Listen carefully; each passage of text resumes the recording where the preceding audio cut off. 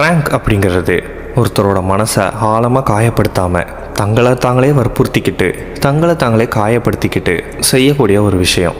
ஆனால் இப்போ ப்ராங்க்ன்ற பேரில் பொதுமக்களை துன்புறுத்துறது, பயமுறுத்துறது, அவங்கள உருவகேலி பண்ணுறதுன்னு ப்ராங்க் நாளுக்கு நாள் ரொம்பவே மோசமாக போய்கிட்டு இருக்கிற வீடியோக்களை இணையத்தில் பார்த்துருப்போம். அப்படி ஒரு வீடியோ தான் இப்போ இணையத்தில் ரொம்பவே ட்ரெண்டாக போய்கிட்டு இருக்கு. கிட்டத்தட்ட 1,20,000 பேர் அந்த வீடியோவுக்கு லைக்ஸ் மட்டும் போட்டிருக்காங்க. நிறைய பேர் அந்த வீடியோவை என்ஜாய் பண்ணியும் பார்த்துருக்குறாங்க.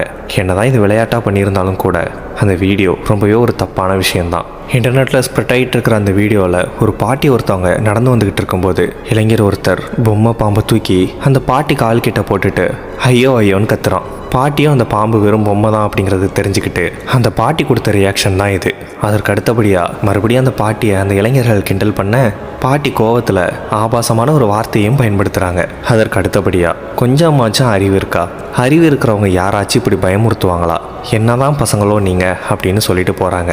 இதை வீடியோ பார்த்த நிறைய பேர் அந்த பாட்டி கெட்ட வார்த்தை யூஸ் பண்ணதையும் பயப்படாமல் அதை ஒரு பெரிய விஷயமா எடுத்துக்காததையும் என்ஜாய் பண்ணி ரசித்து பார்த்தது மட்டும் இல்லாமல் அந்த இளைஞர்கள் பண்ணது தப்பு அப்படிங்கிறத கொஞ்சம் கூட உணராமல் கமெண்ட் பண்ணிட்டு வந்தாங்க. அந்த வீடியோவில் வர்ற பாட்டி ரொம்பவே வயசானவங்க.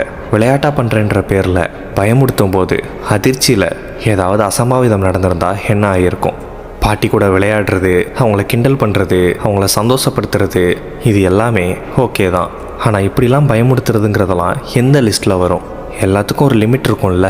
ஒரு விஷயத்தில் எல்லாம் மீறி போகும்போது அதனால் ஏதாச்சும் பாதிப்பு ஏற்பட்டுருந்துச்சுன்னா இழப்பு ஒரு பக்கம் இருந்தாலும் வாழ்நாள் முழுக்க குற்ற உணர்ச்சியோடு வாழ வேண்டியது இருக்கும். அவ்வளோதான் இந்த வீடியோ பிடிச்சிருந்தா உங்கள் ஃப்ரெண்ட்ஸ் அண்ட் ஃபேமிலியோட ஷேர் பண்ணுங்கள். இது மாதிரியான மோர் இன்ஃபர்மேஷனுக்கு நம்ம சேனலை சப்ஸ்கிரைப் பண்ணிவிடுங்க.